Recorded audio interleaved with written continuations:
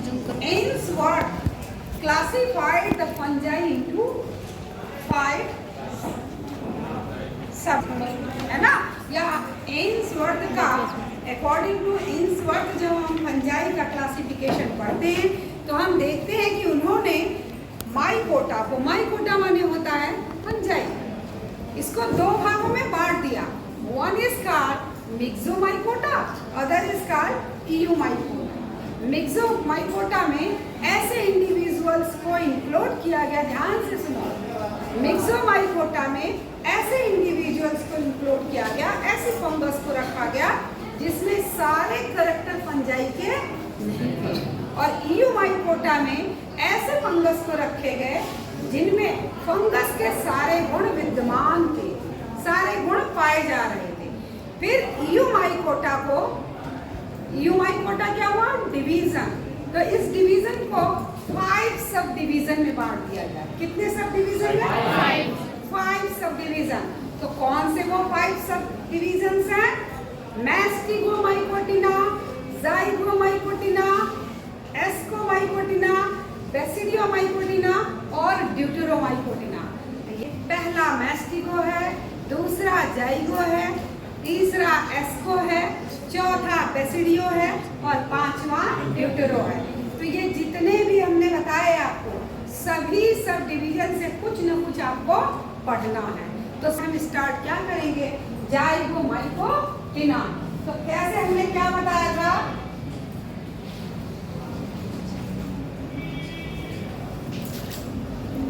ये किंगडम,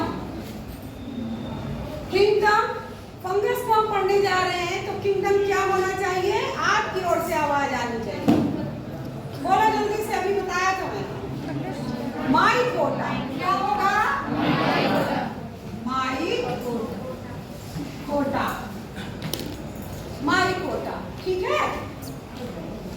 अब क्या मैंने कहा था, एन्सवर्थ ने फंगस को, माइकोटा को 2 डिवीजन में बांटा। तो दूसरा हमारा क्राइटेरिया क्या होगा, डिवीजन होगा कि नहीं। और डिवीजन में हमने अभी आपको बताया 2, मिक्सोमाइकोटा और इयूमाइकोटा, लेकिन हम पढ़ाने जा रहे हैं इयूमाइकोटा, तो हम यहाँ क्या लिखेंगे, इयूमाइकोटा, क्लियर। अब डिवीजन हमने पढ़ लिया, मिक्सोमाइकोटा, इयूमाइकोटा। एन्सवर्थ ने इस डिवीजन को 5 सब डिवीजन में बांटा था। कितने सब डिवीजन में? Sub division. कौन कौन सा सब डिवीजन था, बताया था मैंने अभी, मैस्टिगो, जाइगो, एस्को, बेसिडियो है, ड्यूटेरो। तो हम यहाँ क्या पढ़ने जा रहे हैं, जाइगो माइकोटिना,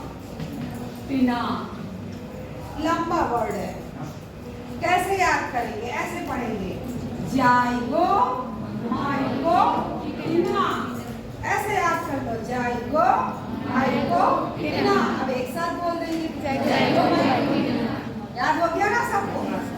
अब सब डिवीजन के बाद हम आते हैं क्लास पे। किस में आएंगे बच्चों, क्लास पे। तो इसकी क्लास अगर सब डिवीजन जाइगोमाइकोटिना है तो इसी से जुड़ा हुआ वर्ड होगा, क्या होगा, जाइगोमाइसीड्स। कैसे याद करेंगे, zygomycetes, zygomycetes, zygomycetes. Okay, now the next order. Order क्या हो सकता है इसका, ऑर्डर होगा म्यूकरेज। क्या हुआ, म्यूकरेज। फैमिली होगी, फैमिली विल बी म्यूकरेसी, म्यूकरेसी।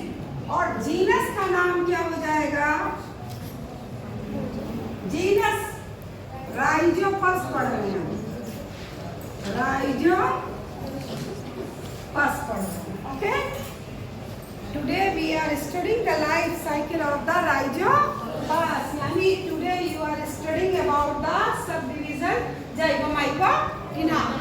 इयोमाइकोटिना का मतलब होता है ट्रू फंगस। क्या होता है?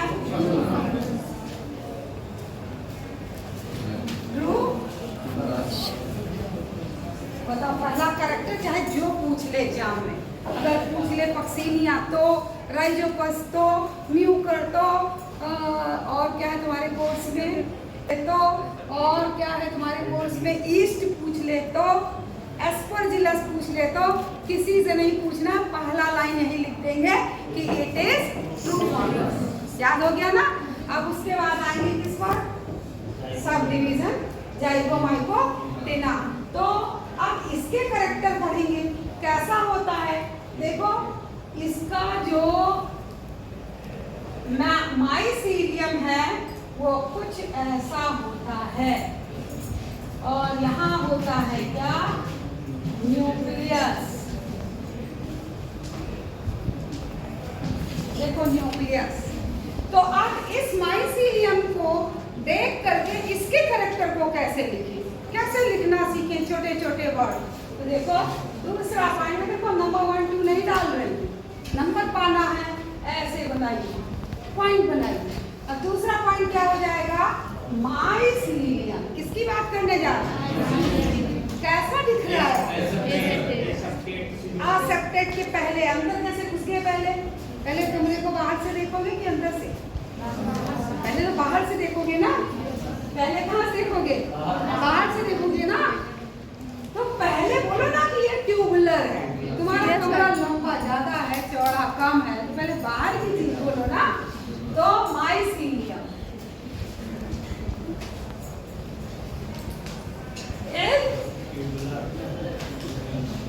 ट्यूबुलर। देखो ट्यूबुलर है ना। तीसरी बात क्या? असेप्टेड। आप क्या कहेंगे? फिर लिखेंगे माइसीलियम एज। अब हम नहीं लिख रहे माइसीलियम एज, क्या हो जाएगा? सेप्टेट। और ये सेप्टेट और असेप्टेट आपको पढ़ाया था मैंने। अगर माइसीलियम ऐसे है तो असेप्टेट, और अगर माइसीलियम ऐसे हो गया है तो सेप्टेट। तो यहाँ पे माइसीलियम कैसा हो? Mycelium is aseptate. देखो असेप्टेट है। आप बताओ क्या लिख दूं? यूनिन्यूक्लिएटेड लिख दूं? मेरा मन कह रहा है कि यूनिन्यूक्लिएटेड लिख दूं। अब तुम बताओ। यस, यानी ढेर सारे न्यूक्लियस दिखाई दे रहे हैं भाई, सब टहल रहे हैं पूरे में माइसीलियम में। तो माइसीलियम इज मल्टी न्यूक्लिएटेड। कैसा हो गया? Mycelium is multi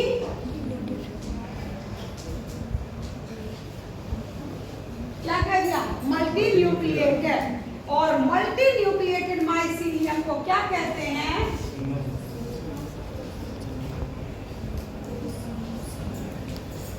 multi nucleated mycelium is called, या multi nucleated condition is called coenocytic condition. अब हम जाएंगे कि इसकी सेल वॉल किसकी बनी हुई है। तो सेल वॉल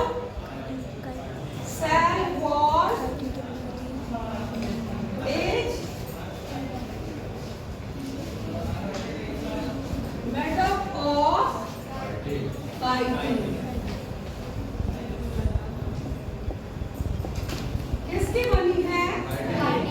हमने क्या पढ़ाया था? जो बच्चे पहले नहीं आए होंगे उनके लिए बता देंगे। मैंने बताया था कि एनिमल की बॉडी और प्लांट की बॉडी, सभी की बॉडी, हमारी बॉडी, आपकी बॉडी, पौधों की बॉडी किसकी बनी है? बोलो जल्दी। सेल की बनी है। सेल वॉल की नहीं, किसकी? तो देखो ये एनिमल सेल मैंने बनाया और ये प्लांट सेल बनाया, ठीक है। ये दोनों की जो बाउंड्री है, इस बाउंड्री का नाम है प्लाज्मा मेम्ब्रेन। क्या कहते हैं? Plasma membrane. Plasma membrane living layer है। कैसी लेयर है? Living layer. लिविंग लेयर है। मान लो पिछले वाले दरवाजे से एक टाइगर अंदर घुस जाए, अब हम कहें बच्चों बहुत अच्छा पढ़ा रही हूँ, बैठे रहो, उसको भी पढ़ने दो और तुम भी पढ़ो। तो बताओ तुम में से कोई इस वाले दरवाजे से मैं रोकती रहूंगी, सब भाग जाओगे। क्यों? क्योंकि तुमने ये सोचा मन में जान है तो जहान है। पहले जान बचाएं तब फंजाई पड़ेगी, पहले अपने को बचा लें, ये सोच के भाग जाओगे। तो भागोगे किस चीज से? पैर से। तो पैर हमारा कौन सा ऑर्गन है? Locomotory organ. यानी ऊपर वाले ने, चाहे वो अल्लाह, चाहे वो गॉड है, चाहे वो ईश्वर है, कुछ भी है, जो भी एनर्जी है, उसने क्या किया? एनिमल को चलने की क्षमता दी, लोकोमोटरी ऑर्गन दिया, लोकोमोशन दिया कि तुम चल सकते हो, खतरे में भाग सकते हो। अभी देखो बाहर एक पौधा लगा हुआ है और हम बाहर जाएं, देखें कि कोई सांप पर चढ़ रहा है, एक पौधा भाग लो, तुम्हारे ऊपर सांप चढ़ रहा है तो पौधा भाग पाएगा? कल्पना करो अगर पौधों को भी भागने की इजाजत ऊपर वाला दे देता तो क्या होता? पीपल भागना शुरू करता है, तुम्हारा घर बीच में पड़ जाता है तो क्या होता? तो इसलिए चूंकि वो विशालकाय बनाए गए, बड़े बड़े बनाए गए, इसलिए उनको फिक्सेशन कर दिया, जमीन में फिक्स कर दिया पौधों को। ठीक है? तो भाई अभी मान लो हम चल रहे हैं और रास्ते में बारिश होने लगे तो हम देखेंगे ना कि किसके घर की छत बाहर, थोड़ा सा बरामदा, वहीं खड़े हो जाएंगे। बहुत धूप है तो ऊपर छतरी लगा लेंगे, जाड़ा है तो स्वेटर पहन लेंगे। अभी जाड़ा आएगा तुम सभी स्वेटर में आओगे और ये पौधा बेचारा क्या स्वेटर पहनेगा? उसको भी तो ठंडी लगेगी क्योंकि वो भी तो सेल से ही बना है, जैसे हमारी सेल वैसे उसकी सेल। लेकिन बेचारे को ठंडक, गर्मी, बरसात, सारे विपरीत परिस्थितियां वहीं खड़े खड़े झेलना है। तो ऊपर वाले के दरबार में अन्याय नहीं होता है, न्याय होता है। इसलिए ऊपर वाले ने क्या कहा? गॉड ने क्या कहा कि तुम जहां हो वहीं रहो, एनिमल से मजबूत बनाऊंगा। ये तो ऊपर से एक वॉल चढ़ा, इस वॉल का नाम है कोई तुमसे पूछ ले एनिमल और प्लांट में क्या अंतर है, फट से उत्तर देना कि एनिमल की बाहरी लेयर प्लाज्मा मेम्ब्रेन है और पौधों में प्लाज्मा मेम्ब्रेन के ऊपर एक सुरक्षात्मक कवर है and that is called cell wall. और ये सेल वॉल बनी होती है सेलुलोज की, और सेलुलोज है पॉलीसैकेराइड, है ना? जैसे हम पौधों को उपयोग करते हैं, गेहूं और चावल और जो जो चीज मिल जाए खाते हैं, और तो उसके अंदर जो एनर्जी थी, जो कार्बोहाइड्रेट था, जो कुछ भी था, वो पौधों के अंदर जो था वो हमने अपनी बॉडी में कर लिया। सभी लोग कुछ रोटी सब्जी खा के आए होंगे, तो वहाँ की एनर्जी कहाँ आ गई? वहाँ का कार्बोहाइड्रेट कहाँ आ गया? अपने अंदर आ गया। तो वहाँ उसने स्टार्च के रूप में जमा किया। किसके रूप में? ध्यान से समझना क्या कहना चाह रहा है। वहाँ उसने आलू में क्या भरा? स्टार्च।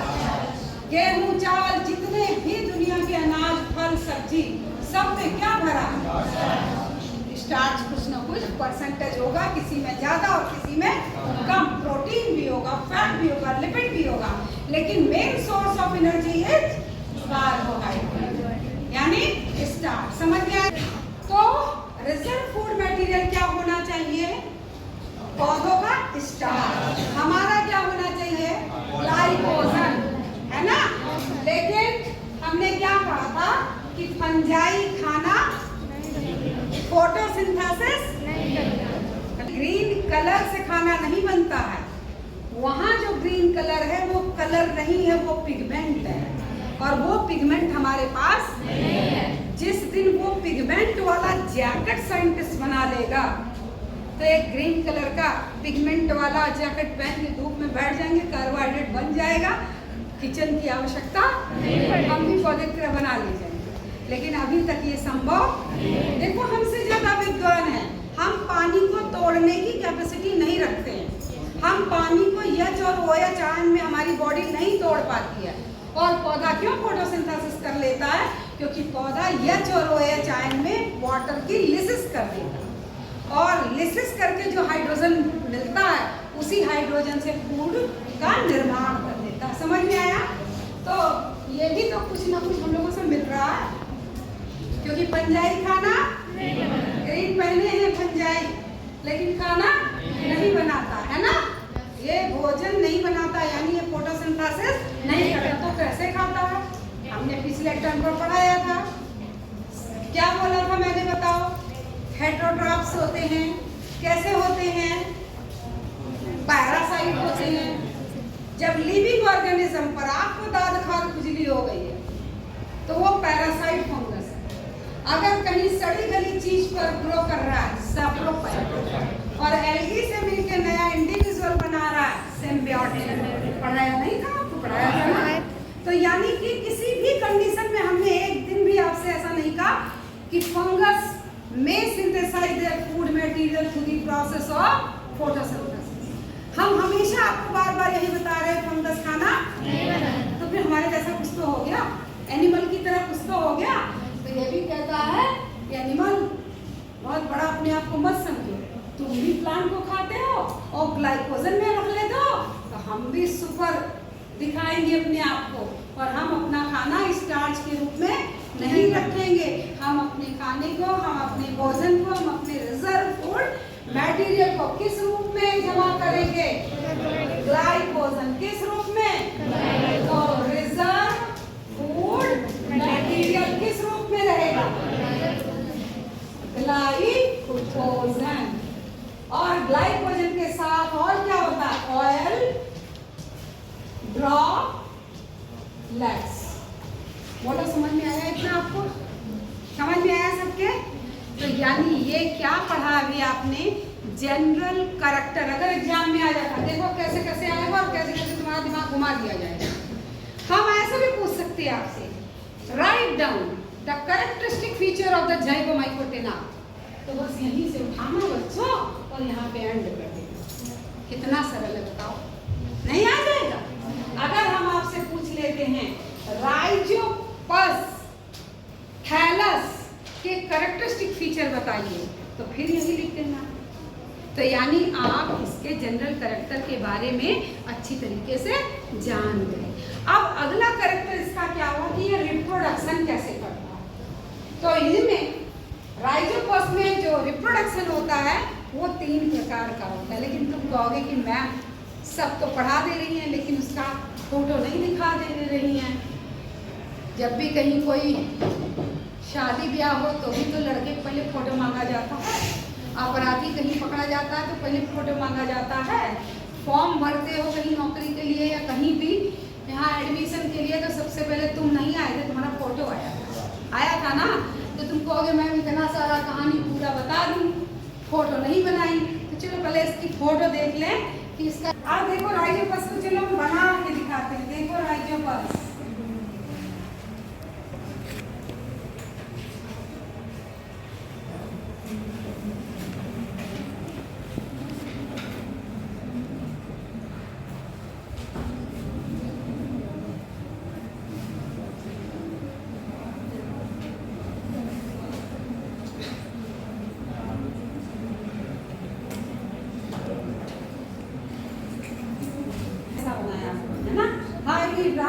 जैसा, और यहाँ लग रहा है ब्रिज बना दिया है ना, पुल टाइप का बना दिया। और यहाँ देखो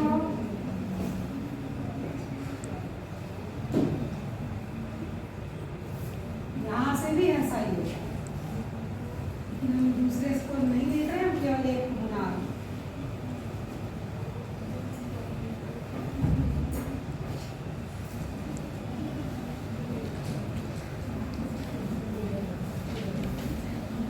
देखो देखने में खूबसूरत है या नहीं? बूंदी है, सड़ाती है सब चीज को, है ना। कहीं कोई चीज आपने बरसात में रख दिया है और केयर नहीं किया तो उसके ऊपर यही जाके ग्रो कर जाती है। देखने में आपको लगता होगा जैसे कॉटन की तरह, रुई की तरह, सफेद सफेद रुई की तरह। देखा ऐसा? और नहीं देखा तो आजकल पपीता जरूर देखना, पपीते में बहुत जल्दी ग्रो करती है और सफेद सफेद रंग का रुई जैसा दिखाई देगा। लेकिन जब उस मटेरियल को आप लैब में लाकर देखेंगे, माइक्रोस्कोप के अंदर रखेंगे तो ऐसा दिखाई देगा। यानी इसका जो माइसीलियम है, माइसीलियम माइसीलियम 3 भागों में बटा है। 3 टाइप का माइसीलियम है। कैसा है बच्चों? माइसीलियम 3 टाइप का है, यानी इसकी हाइफी क्या चीज? हाइफी कितने प्रकार की है? 3 प्रकार की है। सबसे पहली जो नीचे दिखाई दे रही है इसको हम कहते हैं राइजोइडल।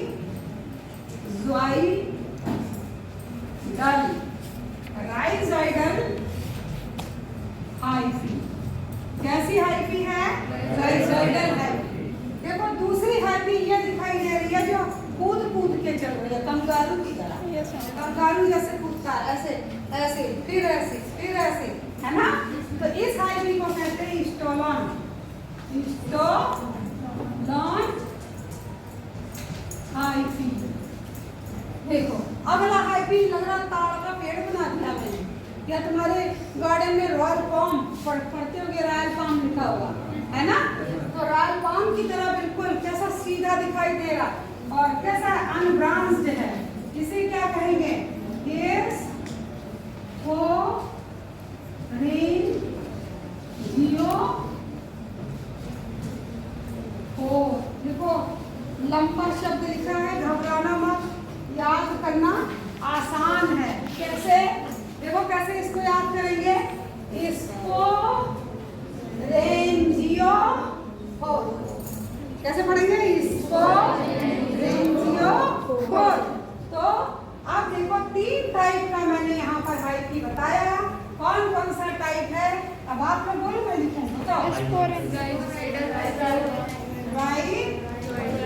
एक बार सब लोग बोल देंगे ना।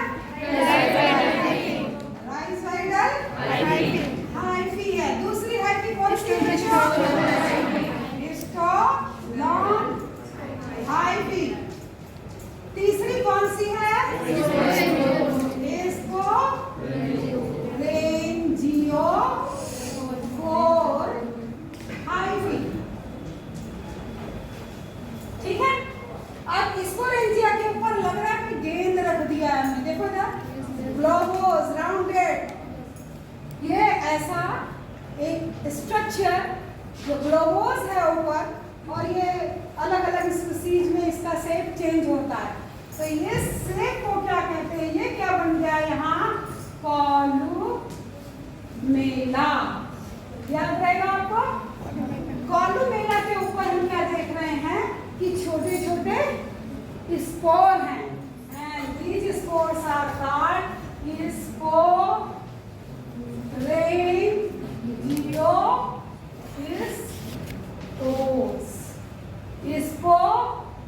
स्पोरेंजियोस्पोर्स। देखो एक को फोर का है, ध्यान दो। यहाँ है स्पोरेंजियो और यहाँ स्पोरेंजियोस्पोर्स। एक जगह स्पोर लिखा है, एक जगह फोर लिखा है। आप बताओ, अगर तुम्हारे एग्जाम में हम आपसे पूछ लें draw the figure of Rhizopus and explain its different type of hyphae, बता ले जाओगे? Yes ma'am. बना ले जाओगे? Yes ma'am. इस तरह दिखा ले जाओगे ना? Yes ma'am. तो देखो कैसा, तीनों के बारे में समझा रहे। Lower most hyphae are called rhizoidal hyphae. The main function of the rhizoidal hyphae क्या है? The main function of the rhizoidal hyphae is to absorb the nutrient from the substratum and to fix the mycelium on the substratum। जैसे बड़े पौधों में root काम करता है absorption का और फिक्सेशन का, तो ये भी जिस चीज पर ये ग्रो करेगा, मान लो ये इसके ऊपर ग्रो कर रहा है, तो इसमें पेनिट्रेट करेगा कौन सा पार्ट? राइजोइडल। तो राइजोइडल की ग्रोथ कैसी है? अपवर्ड या डाउनवर्ड? तो एक करेक्टर याद हो गया कि the growth of the rhizoidal mycelium is downward, upward नहीं है। दूसरी क्या चीज दिख रही है? Profusely branched, highly branch. देखो बहुत सारे ब्रांचेस है ना, and it fix the fungus on the substratum. Substratum के ऊपर फिक्स करने का काम करता है। दूसरा काम क्या है? To absorb. ये क्या करेगा? एंजाइम छोड़ेगा। एंजाइम छोड़ करके सबस्ट्रेटम में जो भी ऑर्गेनिक कंटेंट है उसको डिग्रेड करेगा, और जब वो सिंपलर वन में कन्वर्ट हो जाएंगे देन एब्जॉर्ब, अब एब्जॉर्ब करके अपने थैलस को, अपने माइसीलियम को फूड सप्लाई करेगा। बोलो समझ में आया आपके? दूसरा कौन सा पार्ट है? देखो ये stolon. Stolon is less branch structure, इसमें भी ब्रांचेस होंगी क्योंकि पूरा जाल बनाएंगे तो ब्रांचेस दिखाई देंगी, बट लेस ब्रांच्ड होता है। और कैसा होता है? Bridge like. कैसा है? देखो ब्रिज लाइक, जैसे कंगारू ऐसे ऐसे कूद कूद के चलता है, उस तरीके से स्टोलन पाया जाता है। इसे हम रनर भी कह सकते हैं। ये स्टोलन है। स्टोलन का काम क्या होगा? भाई सबका काम बटा होगा ना, जैसे एक परिवार में सबका काम बटा, ऐसे ही यहाँ पे माइसीलियम है, इसका सबके काम अलग अलग हैं। इसका काम मैंने बता दिया, और इसका काम क्या होगा? To grow the mycelium over the substratum, to spread the mycelium, जाल बनाना, बड़ा करना, यानी छोटे से एरिया से फैला देना राइजोपस को। किसके ऊपर? On the substratum. बोलो समझ में आया? तो एक ने ये काम किया, फिक्स किया, न्यूट्रिशन लिया, दूसरे ने फैलाने का काम किया, तो तीसरा है स्पोरेंजियोपोर। स्पोरेंजियोपोर ये हाइफी कैसे दिख रही है हमको? इसमें हमको ब्रांचेस नहीं दिख रही है, तो पहला कैरेक्टर क्या हो गया इसका? अनब्रांच्ड। सिलेंड्रिकल है, सिलेंड्रिकल है ना, बिल्कुल गोल सिलेंड्रिकल। और क्या दिख रहा है? ग्रो अपवर्ड, इसको कहेंगे डाउनवर्ड, और ये है अपवर्ड, है ना। And this branch is related with the reproduction, with the asexual reproduction of the rhizopus. ये ब्रांच किस चीज से रिलेटेड है? asexual reproduction से। यानी you can say the rhizoidal hyphae, stolon hyphae, both are vegetative in nature. Vegetative है, reproduction से इनका मतलब नहीं है, और इसका मतलब है ना। तो अगर फंगस में दो टर्म हमने पढ़ाया था जब जनरल कैरेक्टर, तो बताया था होलोकार्पिक और इयूकार्पिक। तो बताओ ये फंगस होलोकार्पिक है या इयूकार्पिक? हमने कहा था अगर आप गोंडा में आए हो पढ़ने के लिए यहाँ, तो एक कोई कमरा लेकर रहोगे, वही तुम्हारा ड्राइंग रूम, वही तुम्हारा बेडरूम, वही तुम्हारा स्टडी रूम, वही तुम्हारा गेस्ट रूम, वही तुम्हारा किचन होगा, है ना। एक ही सेल से सारा काम करना है। तो ऐसे ही जो यूनिसेलुलर फंगस होते हैं, एक ही सेल से वो वेजिटेशन, अपने वेजिटेटिव कैरेक्टर को भी दिखाते हैं, और वही cell completely transform into the reproductive cell, वही रिप्रोडक्टिव सेल में बदल जाते हैं। तो ऐसे फंगस को कहते हैं होलोकार्पिक, जैसे सिनकाइट्रियम इंडोबायोटिकम। लेकिन यहाँ राइजोपस में हम देख रहे हैं कि ये रिप्रोडक्शन से मतलब, ये रिप्रोडक्शन से मतलब केवल ये वाला पार्ट, ऊपर वाला पार्ट रिप्रोडक्शन से मतलब रख रहा है, यानी ये इयूकार्पिक है ना। इसका एक पार्ट रिप्रोडक्टिव हुआ और सारा पार्ट वेजिटेटिव है। तो दिस फंगस इज, ये और कैरेक्टर आपको याद हो जाना चाहिए, this fungus is eucarpic in nature. And sporangiophore hyphae is related with the asexual reproduction। ऊपर जाके देखो, यहाँ एक गोल सा स्ट्रक्चर बना रहा है, इस गोल से स्ट्रक्चर को हम कहते हैं columella. And columella is hygroscopic in nature, having the capacity to absorb the water। Columella के ऊपर हमको स्पोरेंजिया दिखाई दे रही है। स्पोरेंजिया चूंकि ये मल्टीन्यूक्लिएटेड स्ट्रक्चर है ना। थैलस कैसा बनाया था मैंने? ऐसे ही तो बनाया था, हाँ, मल्टीन्यूक्लिएटेड। तो बहुत सारे न्यूक्लियस में पहुंच गए कि नहीं? तो जब कॉलुमेला और स्पोरेंजिया ये वॉल अलग होती है, तो ज्यादा न्यूक्लियस इधर आ जाता है और कम न्यूक्लियस कॉलुमेला में रहता है। और जो ज्यादा न्यूक्लियस, यहाँ न्यूक्लियस थे, मान लो ये बॉडी डेवलप हुई और ये कॉलुमेला है, तो यहाँ देखो ये न्यूक्लियस है। अब सभी न्यूक्लियस थोड़ा थोड़ा साइटोप्लाज्म कलेक्ट करेंगे अपने चारों ओर और किसमें बदल जाएंगे? स्पोर में। और इन्हीं स्पोर को हम कहते हैं स्पोरेंजियोस्पोर्स। क्लियर ना? और ये वॉल जब फटेगी तो स्पोर्स जमीन में गिर जाएंगे और फिर हवा द्वारा बहा लिए जाएंगे, यानी हवा उड़ा के यहाँ से वहाँ पहुँचा देगी। कभी जब हम अपने घर की सफाई नहीं करते हैं तो दूसरे के घर से उड़ के गंदगी आती है, वो हमारे घर में जमा रहती है। इसीलिए जहाँ भी रहना चाहिए क्रॉस वेंटिलेशन होना चाहिए और रोज सफाई करना चाहिए। हमने गंदगी नहीं की लेकिन बाहर से उड़ के आ जाएगी। इस समय स्वच्छता पखवाड़ा चल रहा है कल से, तो मेरी ये बात समझे रहना, अपना घर बहुत साफ रखो, लेकिन अगर बगल वाले ने गंदगी की है तो उसका असर उसके ऊपर नहीं आपके ऊपर भी आएगा, क्योंकि ये साइज में छोटे छोटे होते हैं, है ना।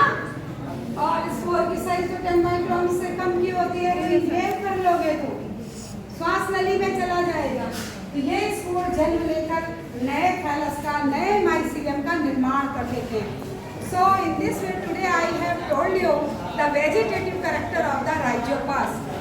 और सेकंड फेज इसका होता है रिप्रोडक्टिव फेज। तो रिप्रोडक्टिव फेज को भी 1 मिनट में जान लीजिए। अगले टर्न पर जब हम आएंगे तो आपको इसका रिप्रोडक्शन पढ़ाएंगे।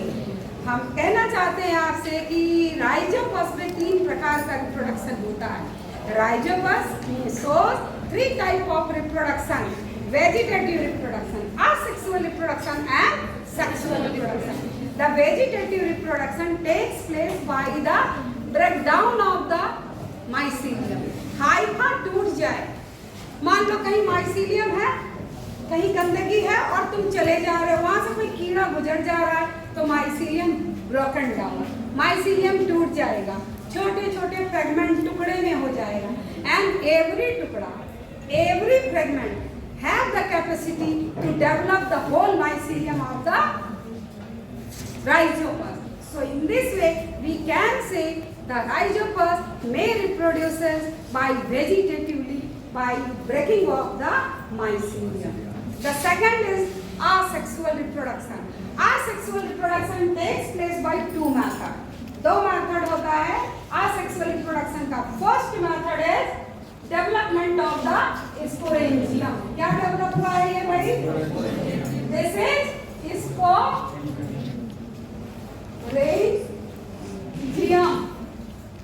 And within the sporangium sporangiophores are developed and sporangiophores when comes out then they have the capacity to develop the new mycelium of the rhizopus।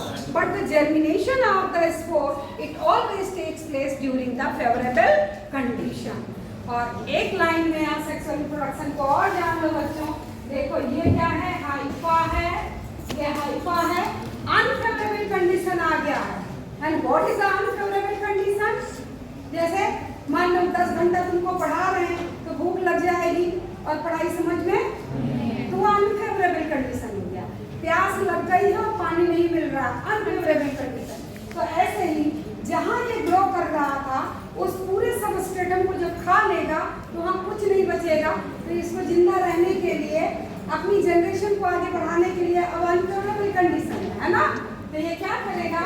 इस तरह से थिक वॉल होके प्रोटोप्लाज्म को खंडों में बांट देगा। देखो ऐसे, बोलो समझ में आया आपके? yes, ऐसे बांट देगा, ठीक है। यानी अभी तक सेप्टा नहीं बना था लेकिन अब थिक वॉल से घिर जा रहा है। और इस सभी स्पोर को हम कहते हैं क्या? क्लेमाइडोस्पोर। क्या कहेंगे? On coming the favorable condition, claymidal spore germinate to develop the